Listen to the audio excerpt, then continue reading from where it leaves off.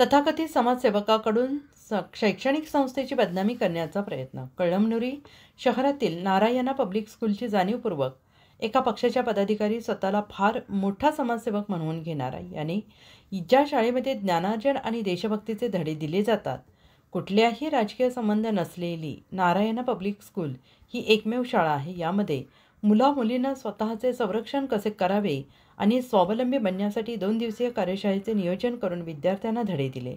आणि हाच मुद्दा पकडून एका राजकीय पक्षाचा पदाधिकारी स्वतःला समाजसेवक समजून शाळेची बदनामी केली.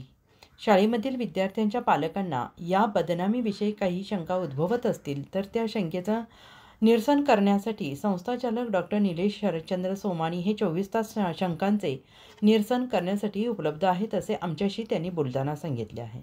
अजिंक्य महाराष्ट्र न्यूज सोबत कळमनुरी प्रतिनिधी सतीश लोंढे.